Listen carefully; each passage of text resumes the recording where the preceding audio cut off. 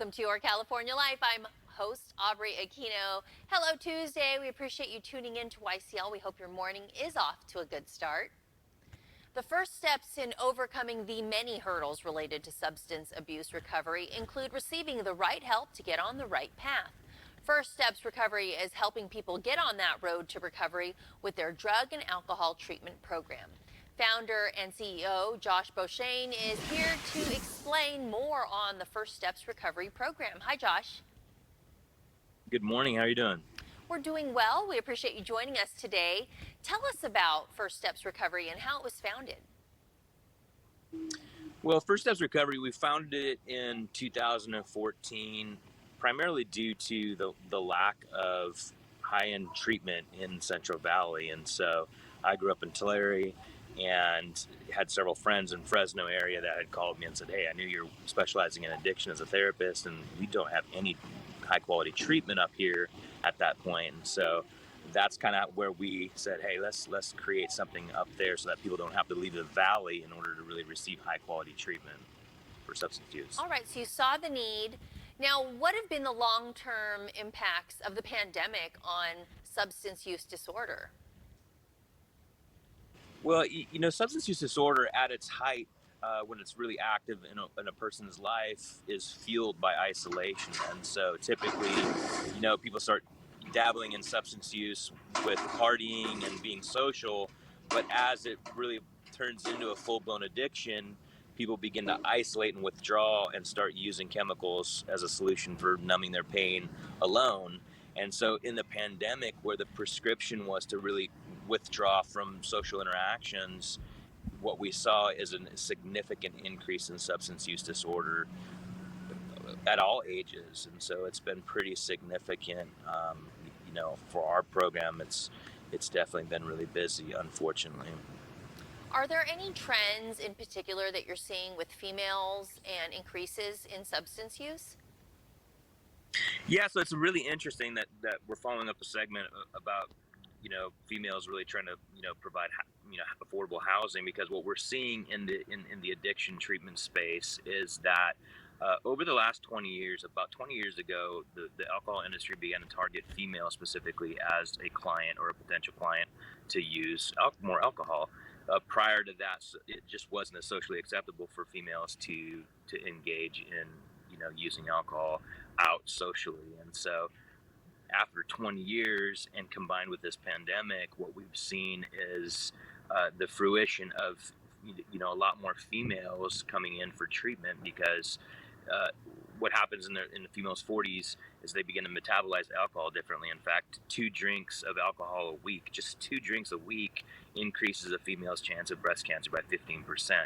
So, and that's because their hormonal systems are much more complex, and once they reach their 40s, they begin to metabolize the alcohol differently.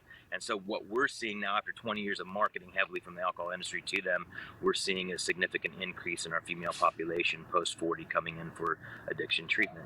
And typical females, hardworking moms, business women. So it just doesn't discriminate. The addiction doesn't discriminate. And so we're seeing, really beautiful people coming in struggling with alcohol addiction. Now, are the treatments that you offer, are they gender specific, and what's the efficacy of them?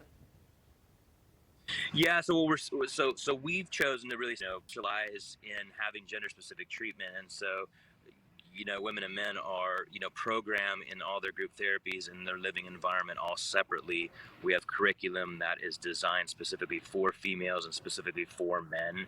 And what that does is it increases significantly the efficacy by 20 or 30%. We have our executive clinical director, Dr. Randazza, right now is conducting a research study on the efficacy of gender-specific treatment, because what we're finding is that people tend to feel much more safe and open in addressing all the underlying issues that contribute to their addiction when they're programming with their cohorts at the same gender.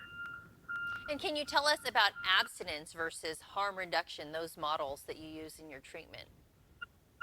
Yeah, and so what you're seeing in the industry is that for a long time, meaning the last 50 or 60 years, the abstinence model that really is in conjunction with Alcoholics Anonymous has been the going treatment modality, in our space, in the addiction and behavioral healthcare space.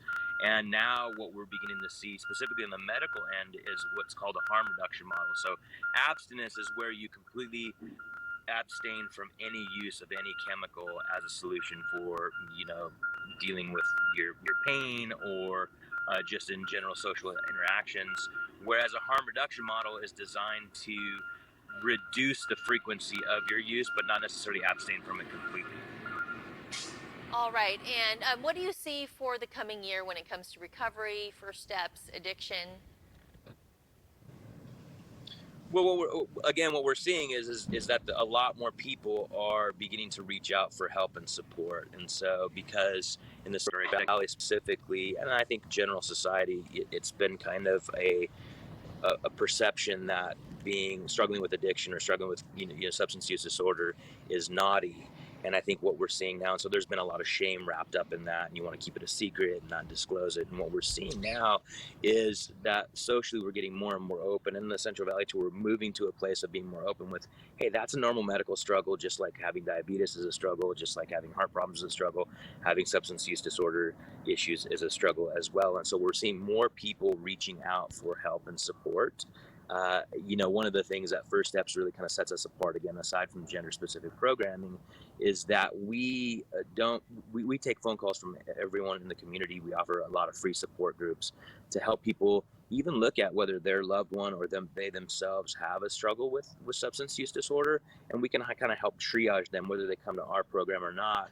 What we want to do is be the phone call that people can make just to get clarity and insight into what their loved one is dealing with or what they are dealing with themselves. And so, Good information, Josh. If you want to learn more about this treatment program, visit firststepsrecovery.com.